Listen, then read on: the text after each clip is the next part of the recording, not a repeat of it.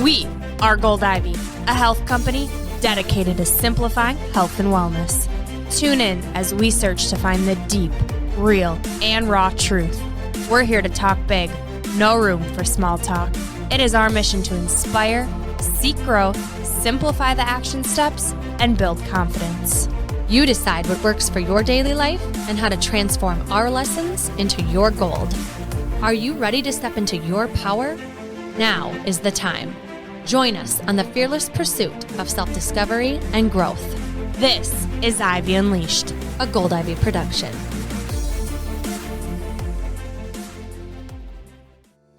If you're a regular listener of the show, or you follow us on social media, you know I, Brooke, just ran my first marathon, and Andrea ran her 22nd state in her goal to run a marathon in every state.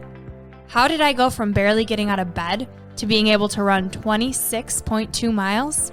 A customized training plan and coaching with Andrea.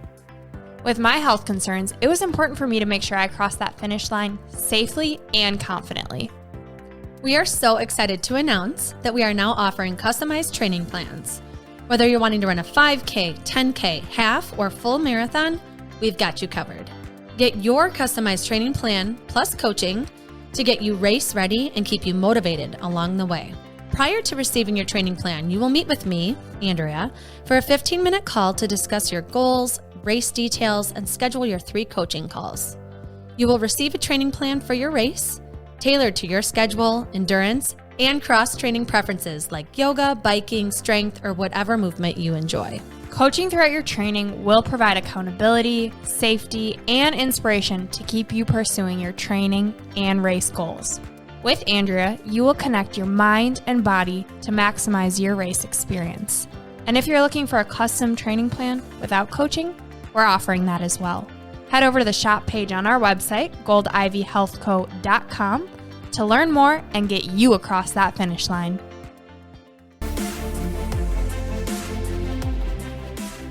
Welcome back to Ivy Unleashed, everyone. We are so excited for what we have in store for you today and us, because selfishly, she's here for us. We are talking about something that everyone could use more of. And we have the perfect guest to share with us today exactly how to get it. We are talking about cultivating radical joy with Joy Strategist and host of Journey to Purpose podcast, Erica Lasan.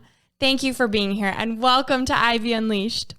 Oh my goodness. Thank you for having me, ladies. I am so excited to be here. You don't even know. My cheeks already hurt. Thank you. Yes, and it could be better timing. Brooke and I really believe in timing and the reason why we meet people when we meet them. Like, we have been looking for you and waiting for you, and it's like you fell right in our lap at the perfect time.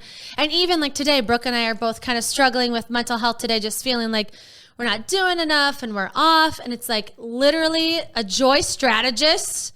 And you, of all people, Erica, we've been following you and we feel like we could talk to you for hours and hours and hours. So we are so excited to just jump in and talk to you. First of all, about your mission, because it's so incredible.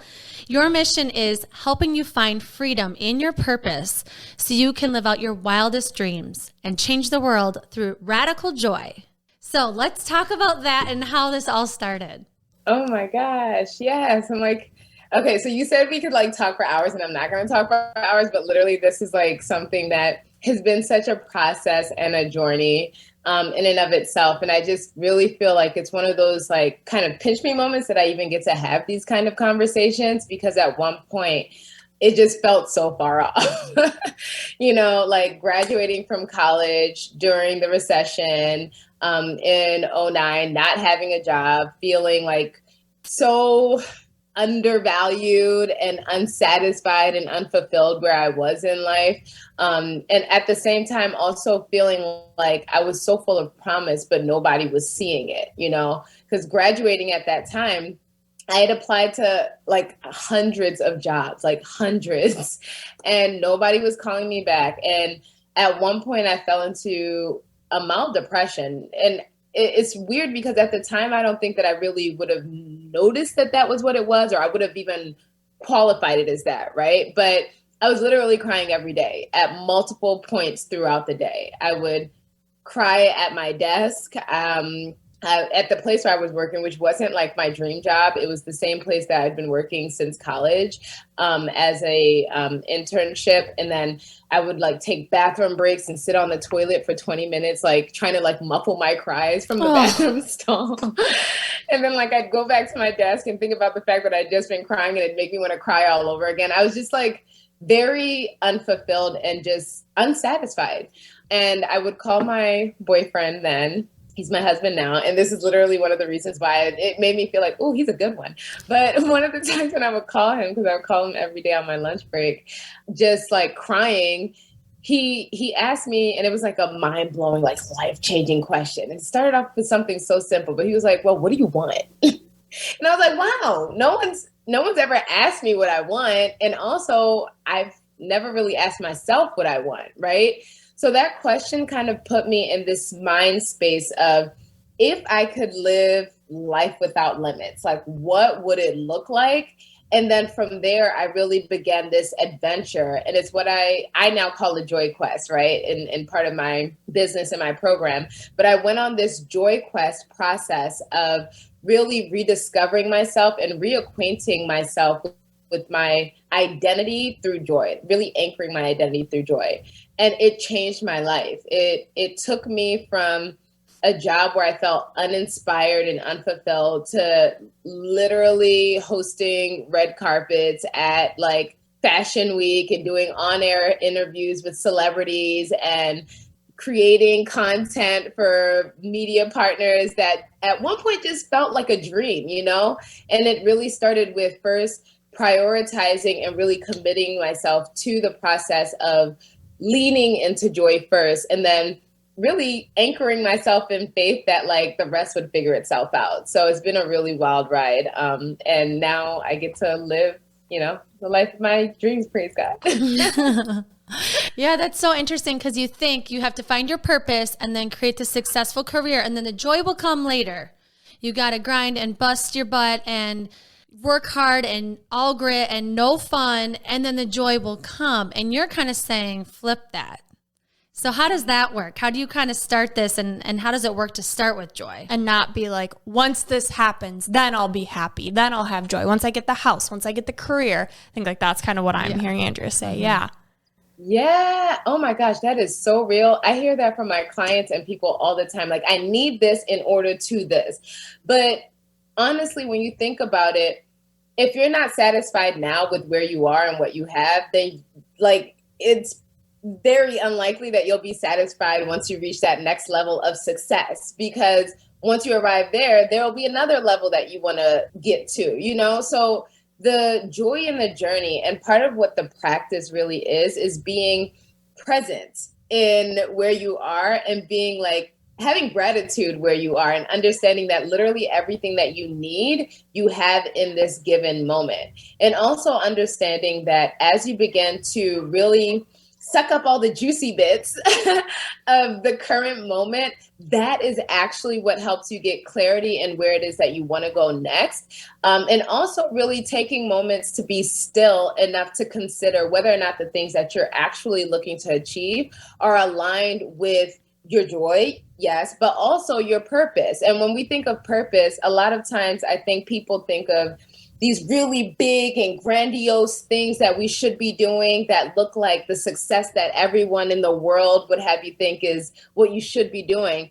But our purpose isn't something that needs to be like found. It's what we're born with. It's what God has naturally given us. And it's usually tied to your natural and innate gifts and talents that God has given you. So it's not so much a need to find your purpose, but really a need to commit to doing the thing that God put you here to do.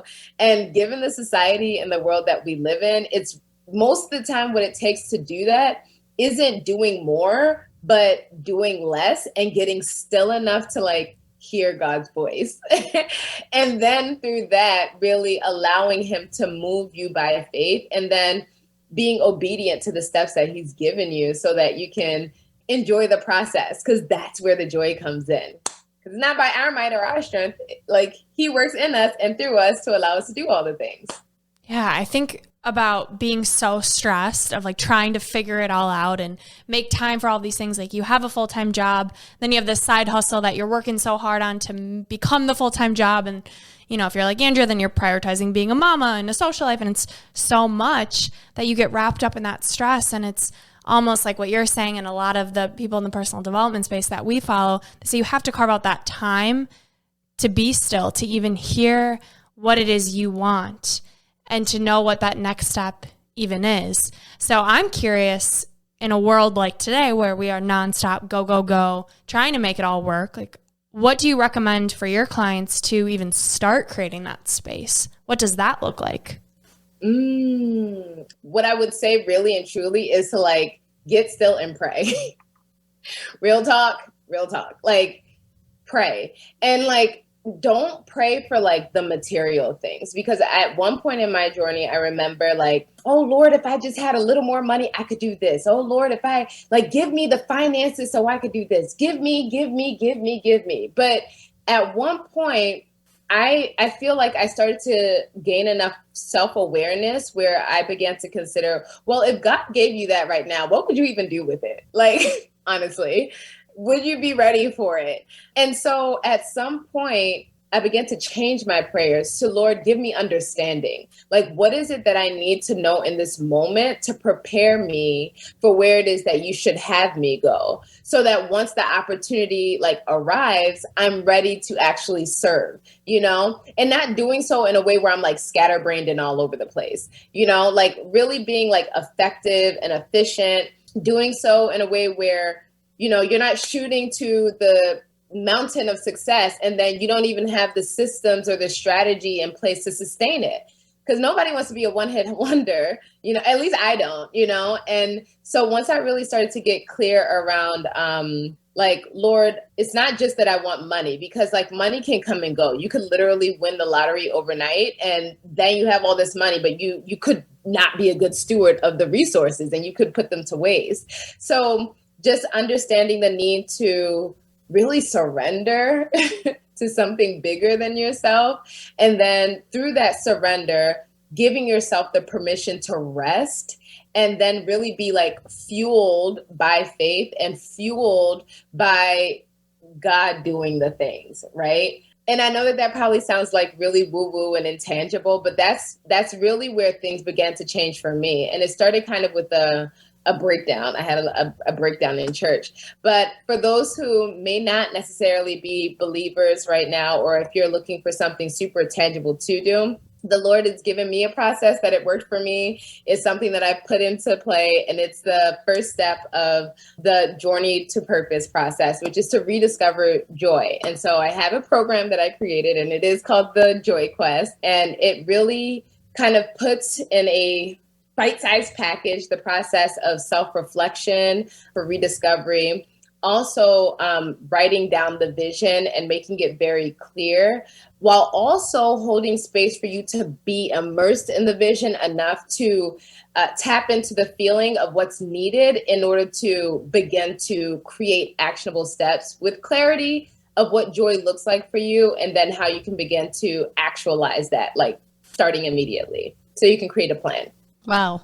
We've kind of done work like this. We've hired a neurolinguistic programmer before, where it's like you, in your visualization, like put your hands into the hands of the person that you're going to be eventually, that's doing the thing that you want to do. Like you're visualizing it so hard and embodying that. And it's really important, because I like what you said, like tangible, where how can I truly sit down and take this time, envision what I actually want. How do I want to feel in that? What's required of me?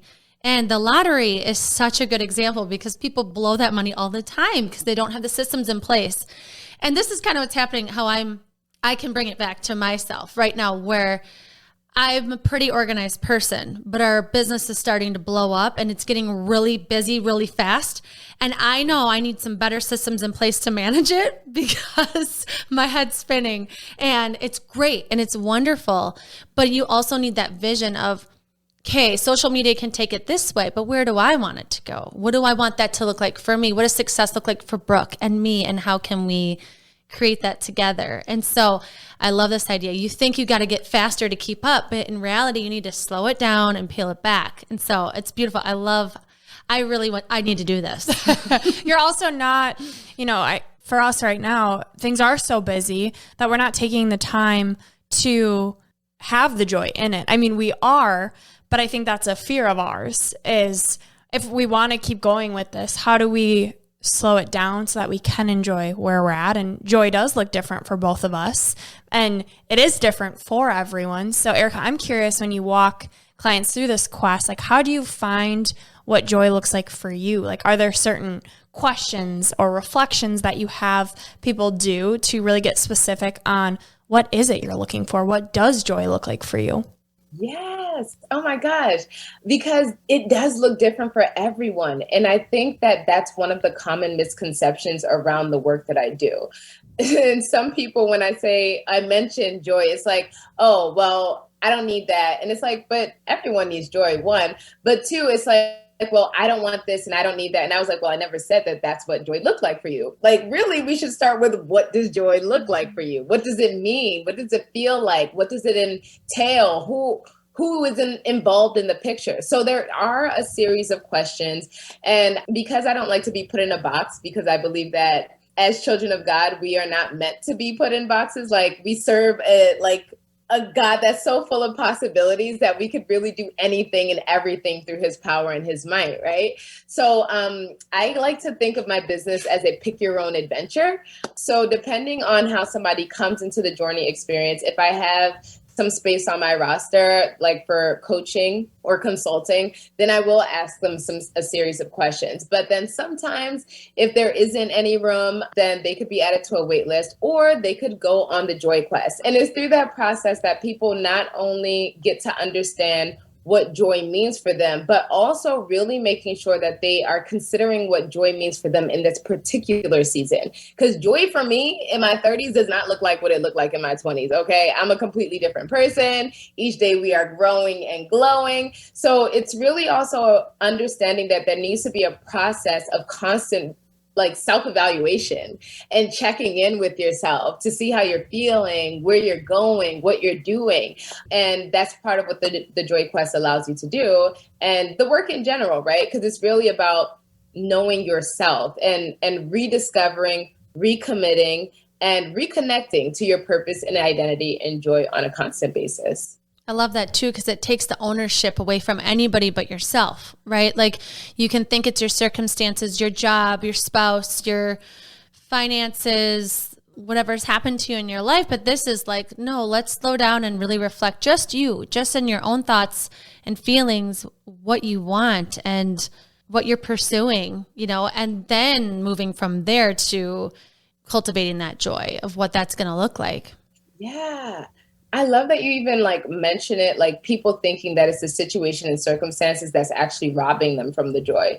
Because even in my personal experience, when I took the time to really evaluate what was making me so resentful or angry or just not peace filled in past parts of my life, because the graduation part and finding establishing my career was one part of the journey. But then I had a disrupted my journey when I found out that I was going to be a mom, and I was not prepared or ready for that. And that took me down the whole lane where I was crying for a number of days, and just at that moment, it wasn't because I didn't want to have kids or grow a family. It was because I felt well, who am I going to become? Now I can't be myself. And in the moment when I kind of gave up who I was, right? Sacrificing myself to kind of fit into this mold and this idea of what a good wife or a good mom or a good employee would look like, or a good student. Those were the moments where I felt most unsatisfied. But also at one point when I was really considering how to live my most joy-filled life, I had to consider how I also was contributing to those feelings, right? No one can take your power unless you give it to them, so in that same way, when it comes to joy, you have to receive the joy. The joy is always there. God's just waiting for us to pick it up. But so often we're just like giving away our like time, our energy, our space, our mental well-being to things and people and stuff that doesn't serve us. So the moment we really begin to like put a pause on those things, right? Consider what it is that we actually want. We can then like reclaim our joy and our time and our energy and our space to align ourselves with the vision that we truly desire for ourselves. What I'm hearing is taking inventory of the things that fill you up, that deplete you, give you energy, rob you of your energy, that you love being around, that you feel a little icky when you leave them or it. You know, the importance of taking your power by knowing that only you can take that inventory and only you know what those things are. I'm curious, Erica, what it is that people aren't getting about joy and why this is so important to bring into our lives. Ooh, oh my gosh, you guys are coming with some gold questions, okay? Because seriously, that is an amazing question.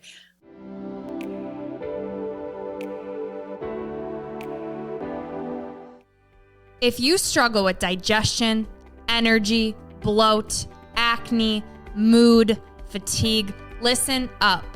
I spent 4 years, 50 plus doctors, and tens of thousands of dollars to heal my gut so you don't have to.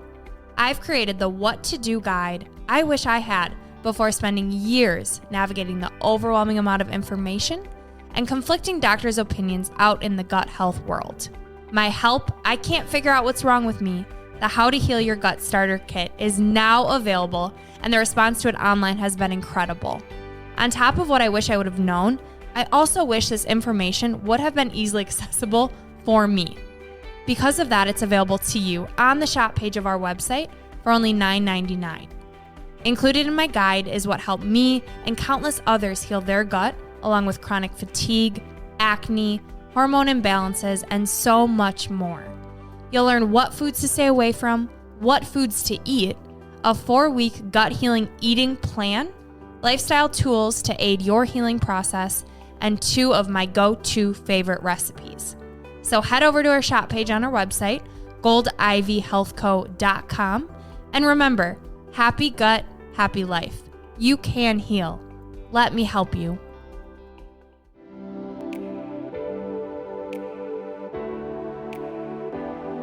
So often what I hear starting out is one, like joy is impossible for me right now because I have XYZ. So already it's like you've given up, like, and that right there is half the battle, right? Knowing that you can have the joy. Another thing that I commonly hear that people aren't getting about joy is that it's a birthright. Okay. We're all meant to, joy is actually our default when we come into this world.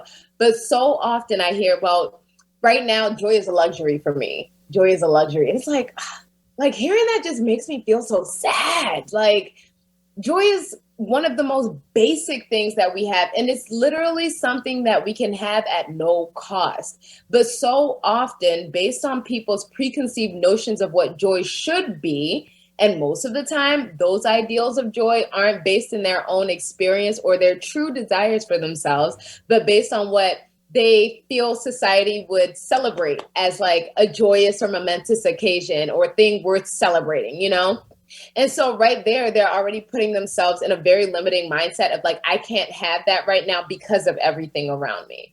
When really joy has nothing to do with how much money you have in your account, like none. It almost makes me feel like very sad because when you go to other parts of the world where, you know, third world countries and you see people that are really genuinely smiling, kids that are playing like, and they have like not having like all the toys in the world, you know, or they like barely have running water, but like yet and still they are connected with their community. They have innate joy where they go to bed feeling satisfied, you know, and it's not a constant need to like, for like wanting, you know? And I think that that's really one of the biggest things that people miss about joy. It's not about having something in order to get it. It's here. You just gotta receive it. It's like faith, right? It's here. It's all around us. Like there's no, And I think that sometimes it's because people feel like they need to see it in order to believe it, that it can exist for them. Or it's like, oh, that person has joy, that person this. But one, you don't know what's going on behind closed doors with that person's life. Like it may be what they present on the outside, but inside they may have all the money and stuff. But like inside they may be like very unsatisfied, or they may be struggling with self-confidence or whatever the case is. One of the biggest things that I think people miss is the fact that the opportunity for joy is always present. It's really a practice of being present enough to engage with the joy that is at hand. Yeah. And like to notice it, like to be still enough to notice what those things are, or like the beauty in nature, or even me. Like I just bought my first house and I'm like, it is next to the Mississippi. There's trees everywhere. I'm like, who am I? Like, I'm a nature girly now. It's like, but I finally I appreciate those simple things and I notice them. I feel like I've also done the work like on my mental health and I'm continuing to do it. And so I'm curious how these like go hand in hand, right? Like people who maybe struggle with mental health. And so do you feel like it's extra hard for them to find the joy? Like what is that connection between those two pieces? Sometimes I think when it comes to joy, people don't realize that it's not even like the money that they're seeking to get the things. It's the peace they think they can buy with the money, And I think that that's the struggle. In order to rest, I need to have X amount of dollars in my account. In order to be fulfilled or be seen as successful, I need other people to celebrate me versus like me celebrating myself, and like we're all walking miracles. Okay.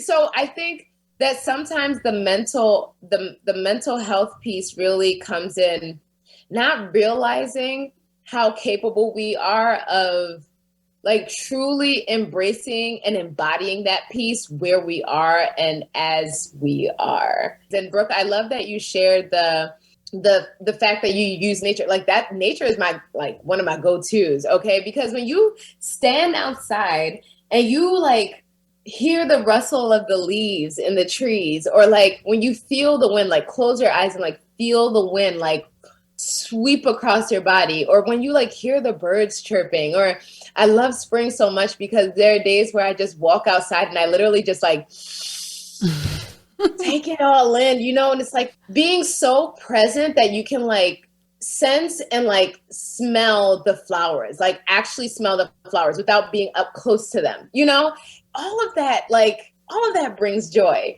And God is such an amazing artist that he has given us access to joy in literally everything, like everything.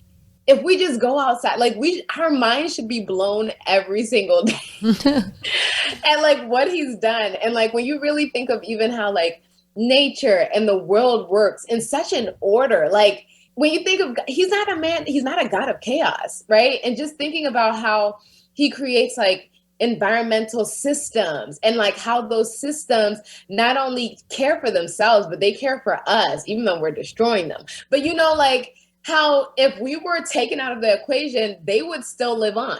You know what I mean? Like it's all mind blowing, and there's joy to be understood and found in all of that. So even when we ourselves may be going through a moment where we're having I don't want to say a mental health crisis, but when we're having a moment where we're not feeling our mental best, right? Just understanding and trusting that the same God that cares for the world and like keeps it in operation and moving day in and day out, he also cares enough to care for us. So we really just have to lean into trusting him more and also like communing with him more. And through that, he'll give us the answers that we need and as we need them. So we're not overwhelming ourselves with unnecessary information. Yeah, I love hearing your perspective on that, because I'm with you and I'm thinking of people that don't have that faith, right? That maybe could cultivate some gratitude for being alive or their health. But would you say that's the ticket to get to joy, is to start with gratitude? Because I feel like a lot of times what you're saying is like interchangeable. It's kind of like, I'm grateful that I'm outside and I'm safe and it's beautiful, or I'm grateful for what I'm seeing, but maybe you don't have the faith behind it, or you don't you don't think that a God created this or whatever. So if you were to cultivate joy, I mean, from either perspective, you have faith or you don't, would you say gratitude is kind of the same thing or a route to get to joy? Yes.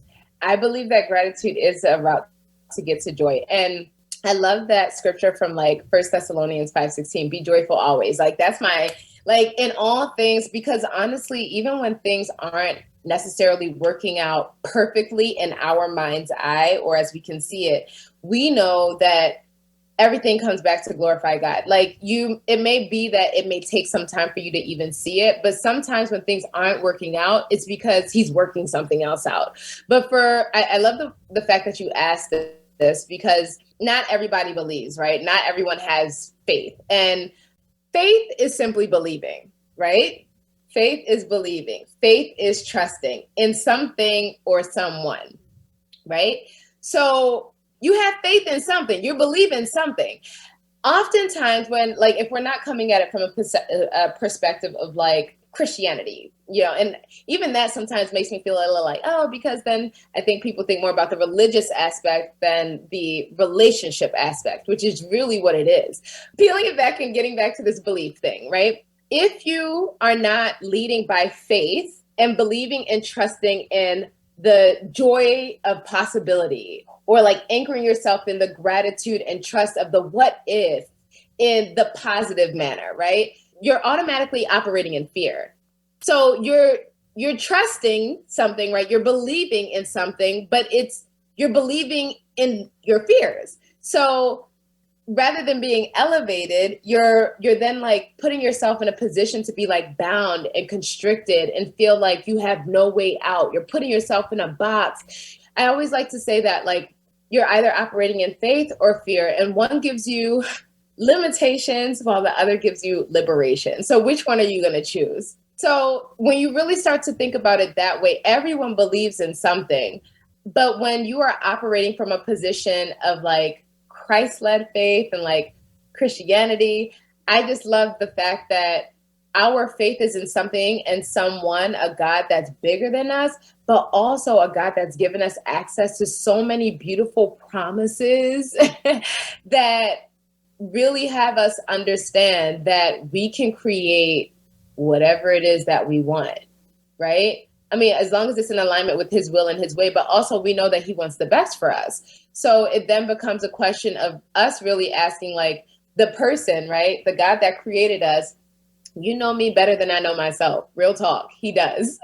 Because there's some things that like, if I look back on my story, it's like, I wanted that for myself. And thank goodness it didn't happen, because that would not have been for me, But the moment we really began to operate from that position of trust and faith in the good and the possibility, it takes us further away from the limitations that fear places on us on a day-to-day basis. I hope that answered the question. It was very long-winded. No, that was beautiful. I love that. And it comes back to this idea of choice and ownership. And it reminds me of a Tony Robbins quote that says, where attention goes, energy flows. And so it's this idea of there's always going to be bad things in the world, hate, fear, but there's also always going to be things that are beautiful and this promise and having faith. It's what we focus on grows. And we have the choice to focus on the bad or the good. And unfortunately, like our 2 million-year-old brain, if we get into that, it focuses on the bad because it wants to protect us. But going into this idea of it being a practice, and we're conditioning ourselves to look for the good day in and day out, no matter what our circumstances are, whether it's the weather or the nature, or the leaves, like you're saying, Erica. I keep thinking how it's a choice, but it has to be a conditioned choice. And that practice that we're consciously choosing to make that a practice each and every day. Yes. And I love that you even like mention it from that perspective, because when it comes down to it, it is a choice, but it's also something, the way I think about it, and it just almost makes it a no-brainer for me, is that there's so much like ugh in the world already as it stands. The world is a messy, messy place. Okay. She is messy. And it's like, if we have a choice to put anything else in the world, wouldn't we want it to be good? Right. I mean, there's already so much darkness. If we can just show up as that light, like one beam of light can make all the difference if a room is completely dark. And it doesn't need to illuminate the whole room, but even just having that one beam, it like focus in a specific area can help you eventually find what it is that you need to find or go where it is that you need to go. And along the way, you may find that like you reflect light to another person or another thing. And then there are two of you walking and then like beaming light. And when I really think of this joy work, it's something that starts off as a simple choice. But I believe that as we each begin to operate in that choice of choosing to be joy and choosing to be light and choosing to be life-giving each and every single day, it creates a ripple effect of joy that can really change the world. And it doesn't have to be like this huge to-do. I think so many people think about, well, I want to do this and I want to be great and I just want to have that big idea that's going to like do the stuff. But I was thinking about this in the car as I was driving with my husband the other day. Like some of the most life-shifting things that have happened in my life have really been in like the quiet moments or like stillness or like a simple question that has changed the trajectory of my life, like literally, you know? So I think that when we begin to embrace moments like that and the conversation of joy from that perspective, it can really make all the difference. That's beautiful. I feel like everything you're saying is just speaking right to my soul. And you are a stay-at-home mom, and I'm thinking back to when I was and how it was really hard for me to find joy in that time. Might have been some postpartum issues in there.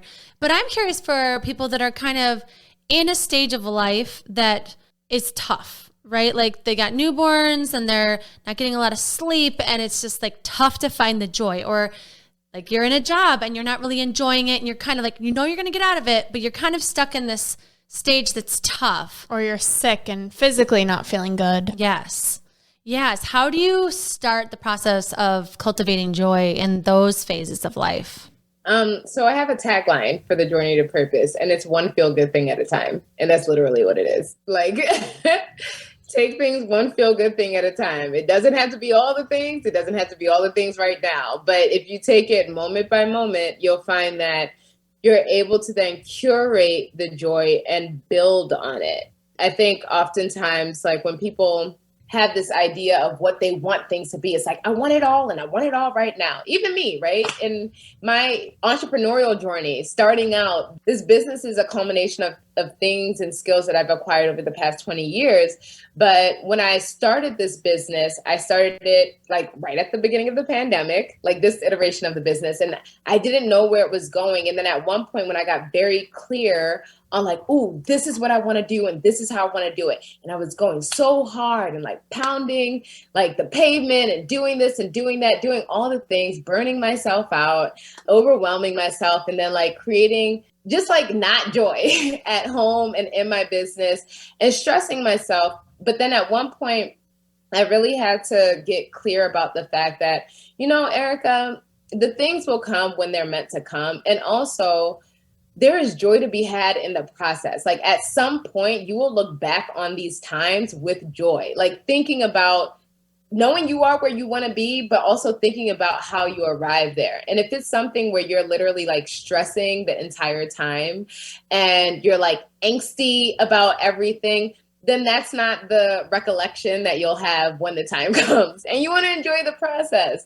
And then also knowing that at that time, being a stay-at-home mom, I wanted to enjoy my kids while they're little, you know? So really getting clear about how you want to feel in any given moment. And if it's something where you notice that you're not feeling your best, think of like, well, what is one thing that I could do to make myself feel better right now? And implement that thing and see what happens and how it transforms how you feel in that moment and then how you could potentially build on it. I love that. It's the same idea of, as coaches, we talk about small steps and having something that is reachable that you know is going to lead you to then the next step, and you build that momentum.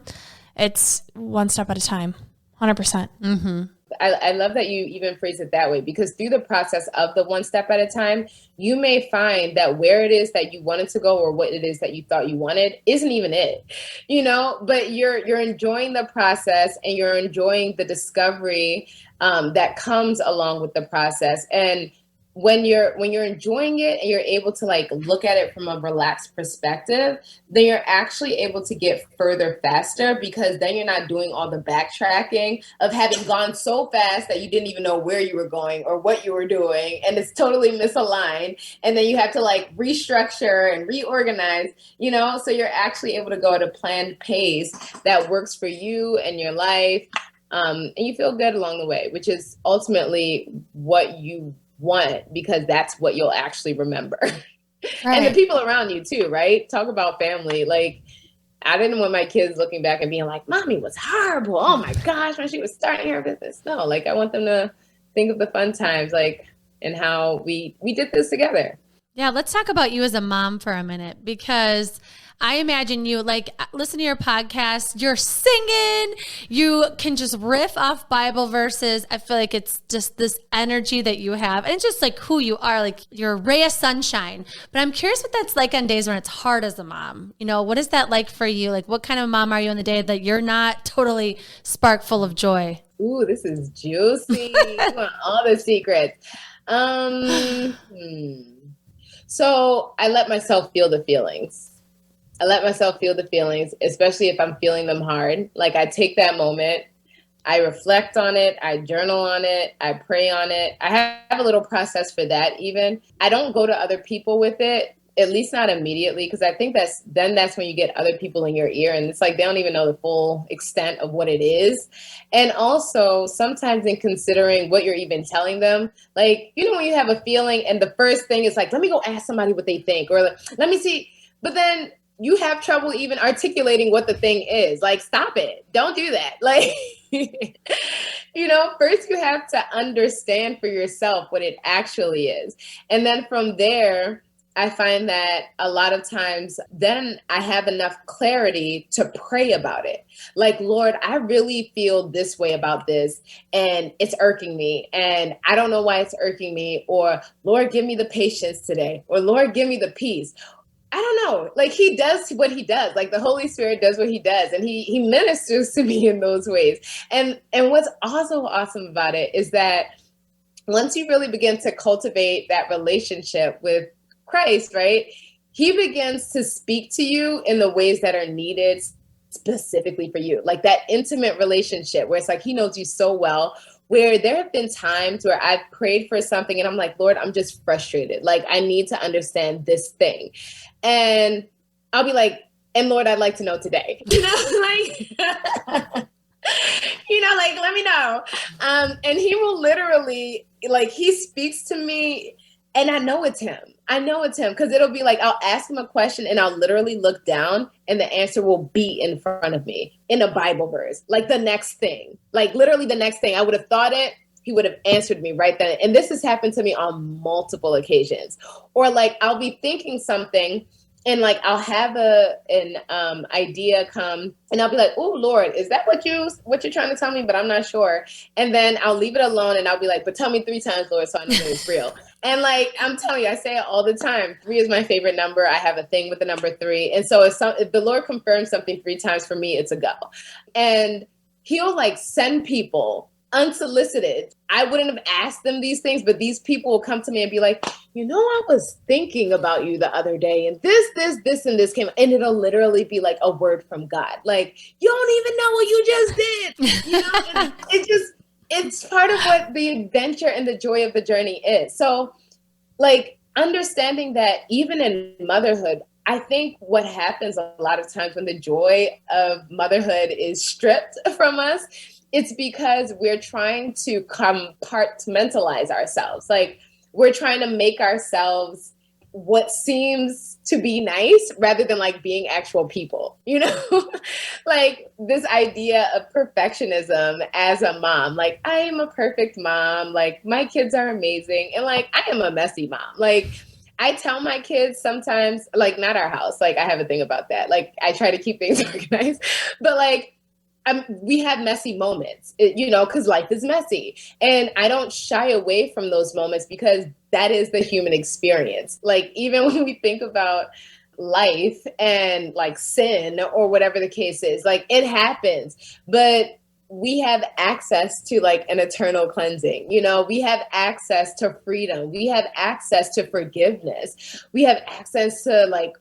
the ability to repent and like really have it be like nothing ever happened at all. Not to say we should take advantage of it to the point where we're abusing it, but like understanding that we get to make mistakes. And it's part of those mistakes, it's part of that like process that makes us human, but also makes it where we understand the need to rely on someone and something, right? God, bigger than ourselves. But bringing it back to the question about motherhood, I keep it real with my kids. I keep it honest. I don't want to come off as perfect mommy. I am a flawed human being. The sooner you begin to understand that, the sooner, you know, you understand that motherhood and adulthood like comes with its stuff. You know, I think that kids have this idea. My daughter said to me the other day, or no, said to Jace, my son. She was like, yeah, I can't wait to be an adult because adults get to do whatever they want all the time. And I was like, that's not true. Girl, do you think that me having to take you to school in the middle of the day is what I want to be doing? Like, you know, just, and I think that is great to have these conversations, even starting with them at a young age, because it gives them an understanding of what the world is like and what life is like, but also giving them an understanding of the power that they have and how they choose to engage with the world. Mm-hmm. And I think that that's what makes them like conscious human beings. I think that's what makes them forward-thinking human beings. I think that's what really empowers them to think for themselves versus succumbing to the thoughts and the ideas and the ideals and the stuffery of everyone else. So they can really make intentional choices and decisions about how they want to do anything and everything. On my worst days, I'm a person.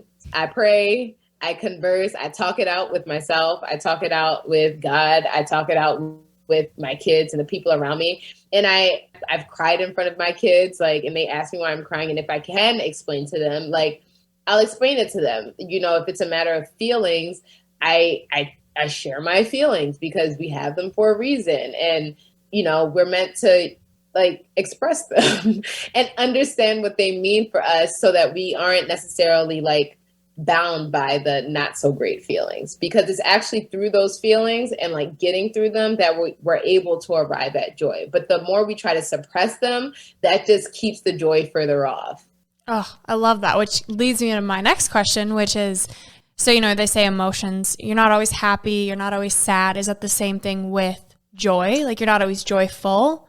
Or is joy a separate entity, if that makes sense? If joy is the goal, you are always joyful. I think it's just sometimes a matter of bringing it to the surface. Mm-hmm. Like how I am now, even in my not great moments, I still consider myself to be a joyful person because I know that that moment is only momentary. Like I had something happen last year. And I felt like I failed, man. I felt like I failed so hard.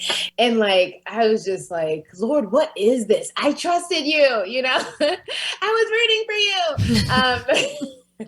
you. Just kidding. I was really upset. And I was like trying to wear a face about it. And like, I remember driving my husband somewhere and I'm driving and I pull up to a spot and I'm like smiling. And he's like looking at me. He's like, so, and I'm like, so, and he's like, you okay? And I'm like, yeah. And then like, all of a sudden I just cry. I just start crying. I'm like sobbing.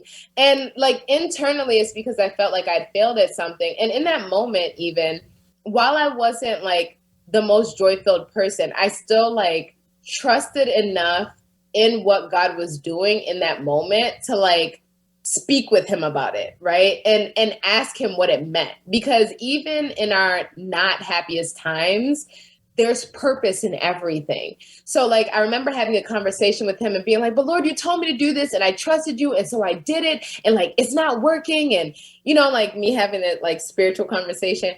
And I kid you not, ladies, he was like, yeah, I told you to do that, but I didn't tell you to do it like that. And I was like, wait, what? A Holy Spirit read happens all the time. I appreciate them. You know, God is awesome. But like through that, it helped me understand how I was being self-sufficient in a way that would not help me in the long term. It wouldn't. Like, it wouldn't have been good if the thing had worked out. It wouldn't have glorified God in the way that, like, what I'm doing now is. It wouldn't have helped me in that it wouldn't have been sustainable. And it also would have put me in a mindset of thinking that I have to do so much more, like work so much harder in order to do God's work, when really, like, that's not what we're called to do. We get to just show up. Like, when we are operating in God's plan and purpose for our lives, like, it really is just a matter of us being who he has called us to be, and like emptying ourselves out so that we can be a vessel, and we get to rest in that process. And that's the message that I got from that upset where I wasn't most joyful, like, Lord, okay, I thought I had the answers, and we'll never have all the answers, right? So, like, let's just get that out of the way. But, like, what is it that you would have me do, and how would you have me do it? And through that, when I tell you, like, the past 8 months, I've been realizing, like, oh, I get to chill. Like, life is really for chilling, like, life is good, and it just amplifies the joy, because then we're really not doing extra. We're just living. And that's how God intended for it to be. Like, when you think of the scriptures that talk about the type of faith we're supposed to have childlike faith. When you think about children, what are they doing? Asking us questions, living their life, laughing, playing, coloring, having fun. We get to do that as adults. And even, like, when you think of kids being upset, when they're upset, they're only upset but for a moment, because then they're on to the next joy-filled thing, because they realize that that's not the end all be all, Mm-hmm. Mm-hmm. My mind's going to, like, where Brooke and I are right now with all of our moving parts of our business, and how it's like, we want to have fun, but there's things that we have to do. And so would you say that's just like a mindset thing? Like, that I'm just telling myself that we have these 16,000 things we have to do, and you're saying do less? Is that what you're telling me right now? Oh, yes. Always do less. Because doing the most is not fun. But also, I think that it really allows us to focus on what's most important versus, like, all the things. Because the truth of the matter is, as an entrepreneur, especially if you are still, like, in the small solopreneur, small business phase, which, I mean, like, that could go on forever, right? There are always going to be so many things that need your attention, but you're only one person and you only have but so much time. So focusing on what's needed most in this particular season or this particular moment, being focused on that will help you create better results that you're actually more satisfied with, versus focusing on all the things and kind of like half doing them, and then not even, one, being fully satisfied with the outcome, and two, not feeling great after it's done, because then that just contributes to more dissatisfaction. So I like to think about, like, how you actually feel as you're doing the thing, in addition to how you feel once the thing is done.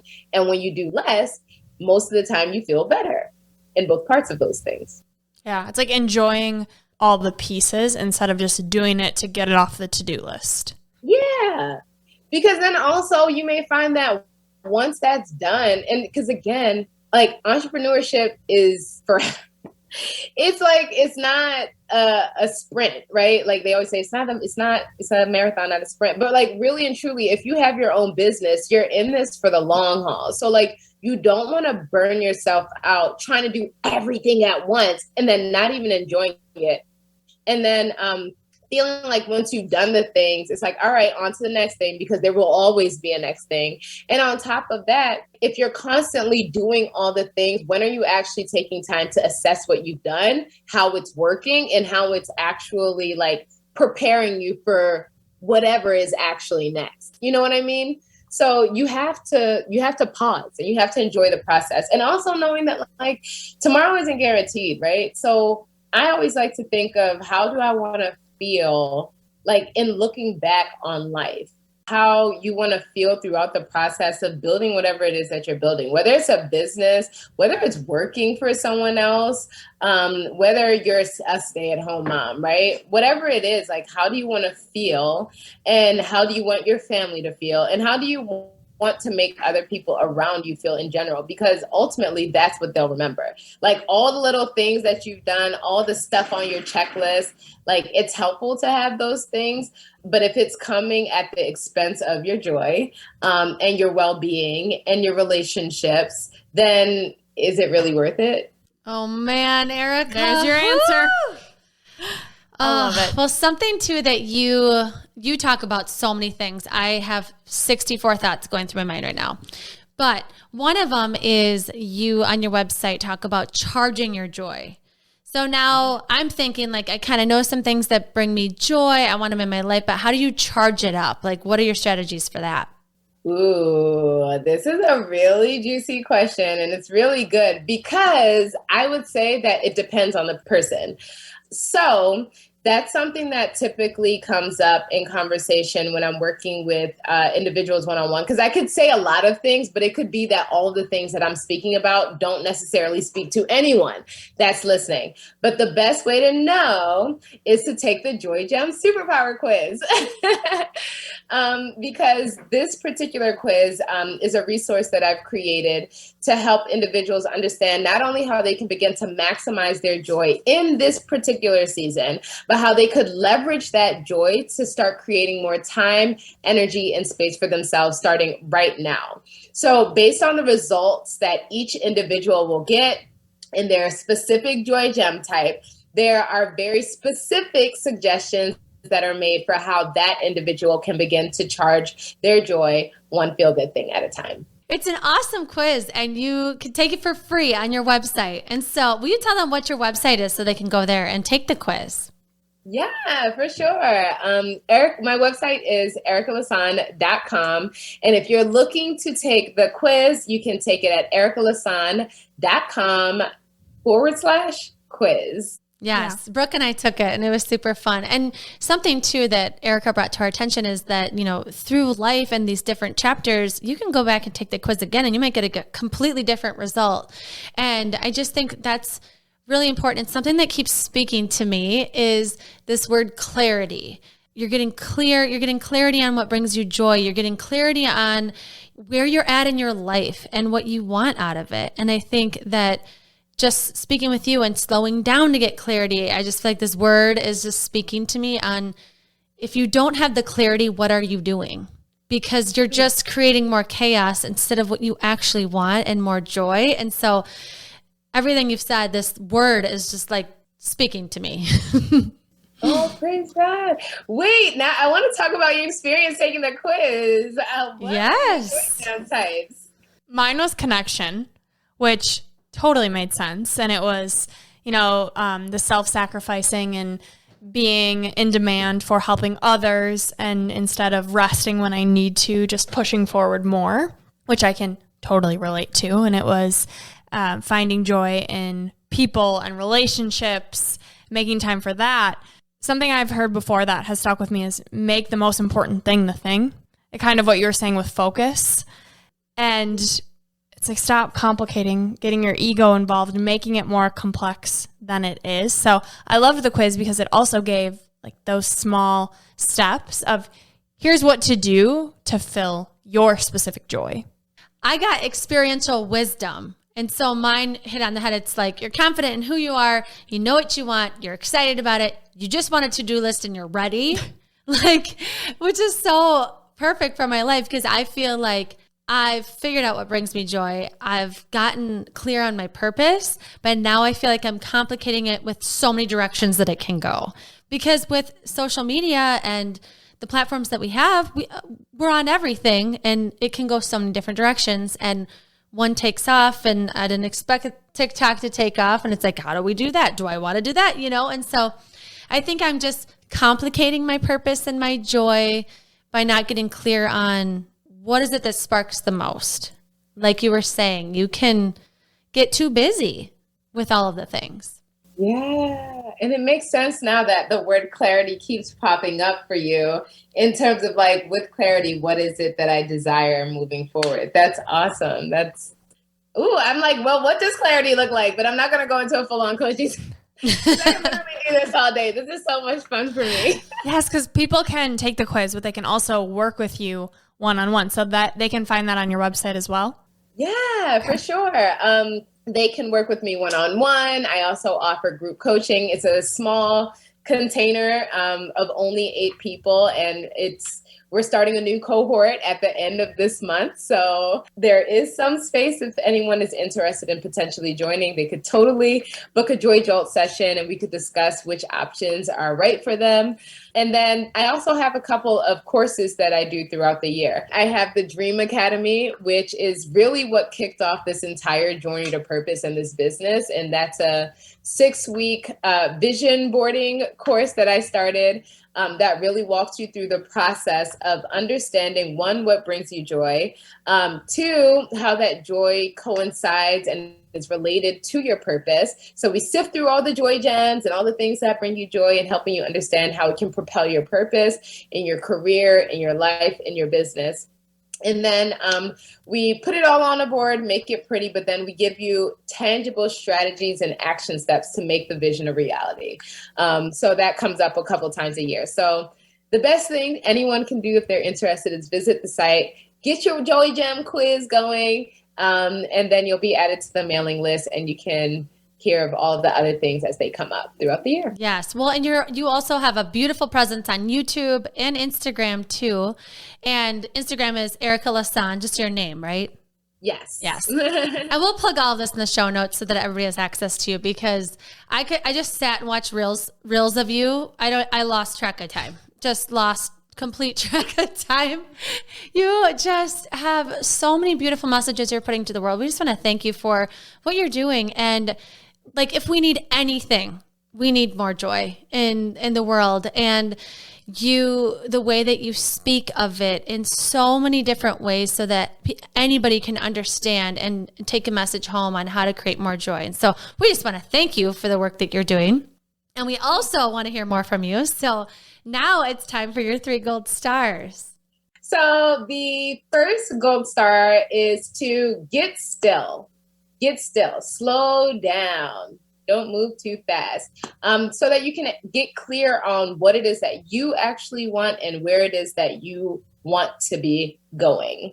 The second gold star is to, once you are still and quiet, really focus on what brings you joy and not being so spread out about it, but really honing in on one feel-good thing at a time. So if there's something that you think is like the thing that lights you up and gets you excited, see where that can lead as it pertains to your journey. And then the third gold star is to really then share the joy and the vision that you have. Because with that, you're able to activate accountability. You're able to have other people who are aware of the goals and the dreams and the vision and what brings you joy so that they can hold you to it, but then so they can also cheer you on along the way.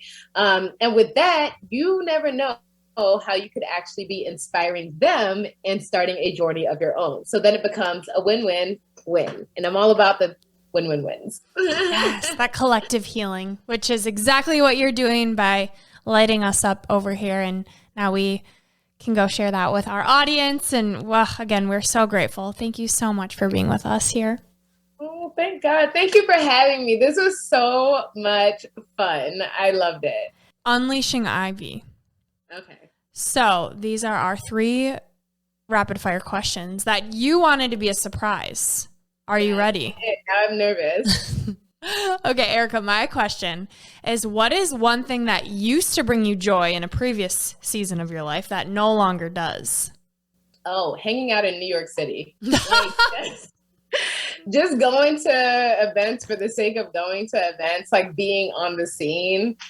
Oh, yeah, that's not for me anymore. I thought that I would be a city girl for life, but I now find myself wanting to roam the woods and like walk around without shoes. And I thought at one point I'd want a big, huge house. And now I'm like, I really want a tiny home. And I just want to hang out with the trees and be in nature all the time. So yeah, being in the city. I love New York for a period. It served its purpose, but yeah. Yeah, that's awesome. That's kind of like me. Like I thought I would move to New York and do fashion, and then my body had different plans of health becoming my world. And Now, like you, we're both nature girlies over here, except camping. That's where I draw the line. I will do nature walks, but I will not camp. Bruh, don't say that. You have to try glamping. Okay, that I can get behind. Absolutely. We'll do a glamping trip with you. You can show us how to do it. That'd be so much fun. Yes, it's a date. Okay, so my question, I don't think you're going to be able to answer that quickly because it's kind of complex. But I've listened to your podcasts and watched a million reels, and I'm super curious about your faith in God and the law of attraction and manifestation. This like idea of God's plan versus you're creating your future, you're creating your own plan, and like how that works together. Ooh, that is good. Because, I love this. You really going in. Okay, so I do believe that God, he's created all things. So like when people talk about the law of attraction and manifestation, like I think that does fall under God's umbrella, but it falls under God's umbrella, not ours, right? Like there is an ability, I like in thinking about the law of attraction, I feel like there's so much behind the things that we don't know. So the law of attraction, it's working in some way, right? But even with that, God created all of the laws. Like he created how things work. So I do think that there's some truth there. But it's funny that you mentioned manifestation, because I used to talk about manifestation a lot, like manifest your dreams, manifest the life you want.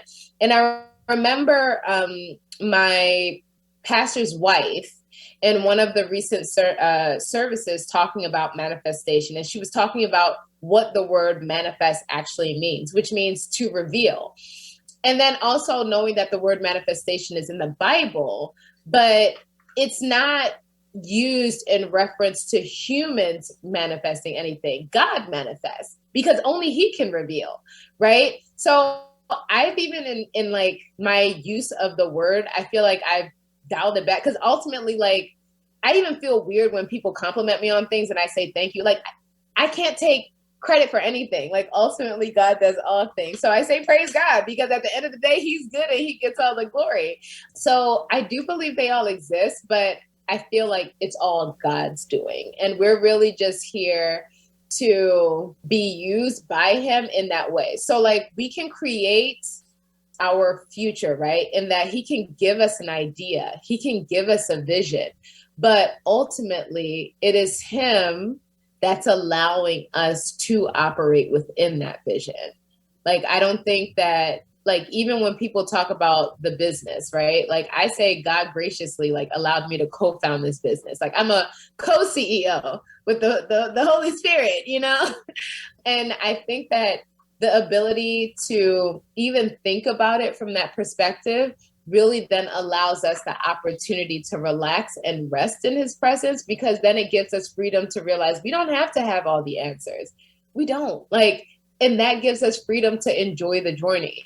Right. And trusting that God will give us what we need when we need it and as we need it, versus thinking that we ourselves in being self-sufficient or thinking we need to be self-sufficient have to be able to manifest everything on our own. That's exhausting. And if that's what we got to do, I don't want it. Like, I don't want it, you know? So I don't know if that answers the question. Does that answer the question? Yes. I'm curious about like the vision board too. Like this is kind of what I'm thinking of. Like thinking of that as like law of attraction, right? Like you're creating this vision, right? And you are trying to figure out how to get there in this process. But how does that work when you're like surrendering to God's plan? Does that make sense? Ooh, you are going in. I have a process. I do have a process. But okay, so to the question of law of attraction, now I understand. Even with that process, I've given it to God. Like before I even start my vision board process, I pray. It's crazy because it's like, this is what makes it so much fun, in that you can think that you want one thing, but when you are like aligned and in line, he will like stir your heart and your spirit to put things. Can I show you guys my vision board? Yes, please. So this is my vision board. And it's actually the one from last year. I haven't updated it yet because God's still working on it. But there are so many things on. So first of all, it's like 5 feet or something. Like it's. Oh, wow. Yeah. Everyone go look at YouTube right now. Yeah. Yeah, it's a massive vision. But like, that's the God we serve, right? He's not like a small God. When he gives you a task or he wants you to do something, like he has in store for us immeasurably more than we could begin to ask or imagine. When we begin to like, okay, Aria wants to show you her vision. Oh, Aria, that's so beautiful. Thank you. Wow. You want to open it up and then you got to go sit down. Ooh. What's in there? Do I see a castle and a rainbow? Yes. I love it. Good job. Wow. You are creating your own vision board. That is so cool. Yeah, so I keep mine where I see it every single day, but he has promised us immeasurably more than we could ask or imagine. So like the things that God has in mind for us, if we were to really believe him for it, like we wouldn't even begin to be able to put the vision down because we can't conceive it for ourselves.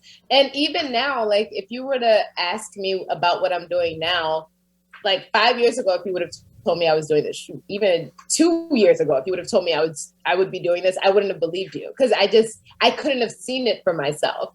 And there's so many things that God has given me in this vision that I did not see for myself. Like even being on a podcast, speaking with you ladies, I don't think I would have seen that for myself. And I promise you ladies, so many of these things that are put on here, like it was something where I prayed beforehand and like I have a process that's a part of my process. I have a whole course around it. So it's extensive. So I wouldn't even begin to touch it now because I feel like or in explaining it, because I wouldn't want to overwhelm the conversation. But in the process, it's something where it's really like, what do you think would be like crazy for you to even begin to think of for yourself? And I kid you not, like all of these things are happening. Like they're happening. And then like even this one, like empowering entrepreneurs. I wasn't thinking about that when I started this business, but now that is literally a part of my target audience, you know, creative entrepreneurial moms who are busy and looking to create more time, energy, and space for themselves. Being a change agent. Oh my gosh. Like this. Become a change agent was something that I put on here. And I put on here cover contest because I wanted to be on the cover of a magazine. And at that time I was like where? How, when, like, what is, okay, Erica, you being real bold right now, but okay. And last fall, ladies, I was on the cover of my alma mater's school magazine. And it went, it's a global institution. So it went all around the world. And the part that got me about it, I was like, oh God, won't you do it? Was the theme and the story was change makers in pursuit of change makers. Become a change agent. You know, like it's just, I like really and truly when we look at the Bible and what it tells us to do, like the word has all the answers. It's a roadmap to joy, success, fulfillment, and peace along the way. And when it tells us to really speak forth the life that we desire for ourselves, and when it tells us that we have the authority to speak the life that we want, especially when we're doing it like for God's glory, like it's not a lie. It's not a lie. Like he's given us the ability to do those things. And also like when we speak the things and then we also then begin to talk to God about how he would like us to do the things, he gives us the steps. So that's why it doesn't matter whether you believe it or not. It's really a matter of believing that it's possible enough for you to do it and then trusting that God will carry you the rest of the way. Because that's really all he wants. He wants us to trust him. He wants us to have that childlike faith and being like, Lord, I don't get it, but you know what? I'm going to trust you. And it's through that process that we arrive to wherever it is that we want to go with more joy, with more peace, but ultimately it comes back to glorify him because it can never be said that we did the things ourselves because we didn't even know how. Like when we put the visions down, we didn't know how, but he gave us the instructions that we needed. So it's like, it creates a wonderful relationship. I love it.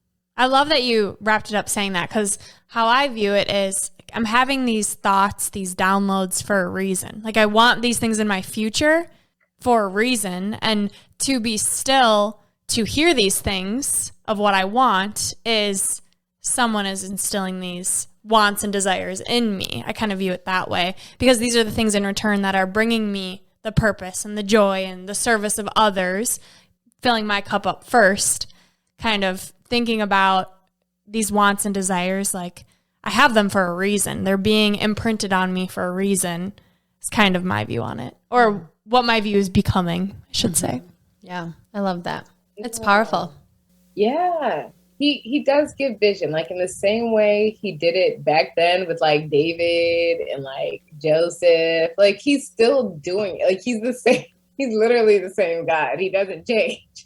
Like, and it's really cool once you really begin to allow it. Because I think that that's another thing. Like for so long, I think that aspects of this have always been present my entire life. But it's like the moment I really was like, I'm just going to do this because it's so much more tiring trying to do it any other way. And I'm just tired, you know? And so when I allowed him, he really began to like it, ladies, like, I can't even begin to tell you all the things. Like there was a point where I was seeing numbers like all the time. Yeah. He was like speaking to me through numbers and like, I'm still kind of like asking for what they mean, but it was like something where it was like a signal, like it was a sign, something he wanted me to pay attention to something. So then I'd be like, what you want me to look for, Lord? You know, like it was one of those things. When you really like commit to the faith walk, you can feel like you're going crazy, right? But you know you're not because the results and what's actually coming to happen and like what's coming to fruition. So like at one point there was that. At one point I was like really praying for the gift of tongues. And like the way that even came about was like mind blowing. I was like singing in a different language. I had a vision of a lady by the well. A couple days later, there was a women's retreat with my church. And there, that scripture from John 4 came up like multiple times during that 3-day retreat. And I was like, God, what are you trying to say? And like, it's wild. So when you actually commit to receiving the joy of the process and allowing him to work in you and through you, it's like you can get to where you desire to go so much faster and you can go with more peace and like in better tact, you know? Yes. All right. Last question. I want to be mindful of your time. So last question here is, what is one thing you wish you would have known sooner? I almost want to say the one thing I wish I would have known sooner was to trust myself, but it's not even like trust myself. It's like trust God enough to know that like the things you like carry in your heart are worth pursuing and that you can do it. But it's not even that you have to do it. Like you get to go along for the ride, you know? I think that that's probably what it would be. Because for a very long time, I don't want to say there was so much wasted time just thinking like, is this valuable enough? Like, is this viable enough? Is this feasible enough? Like, I don't have the time. I don't have the money to do this. Like, you know, all of the considerations versus just like doing the thing. But then once I did the thing, and thankfully, like, honestly, thank God I chose this path, like in my 20s, rather than like waiting for later, because there's so much that's been learned through the process that can now be used to help others. But even with like those 9 months that I was crying every day, imagine if I would have just like stopped crying and like just did the thing, you know, pursuing joy. So I think just the idea of understanding that your joy is worth pursuing and that you get to do it one feel good thing at a time is something that I wish I would have known sooner. Love that. Erica, we just want to thank you one more time for being here. You are such a gift and it's been wonderful. And I don't want the conversation to be over, but we always wrap up every episode with a piece of gold. Would you like to share yours? Yes. So my piece of gold comes from Hebrews 11. Shout out to the big G-O-D. And it's really a conversation about faith, which is, I feel like, what we've been talking about this whole time. And it's that faith is the substance of things hoped for and the evidence of things not seen. So it's really a matter of, you know, understanding that you don't need to see it to believe it. But if you feel it and you trust it, then it's worth pursuing. At least that's how I experience it. This is Gold Ivy signing off. Listen to your truth and go chase your gold.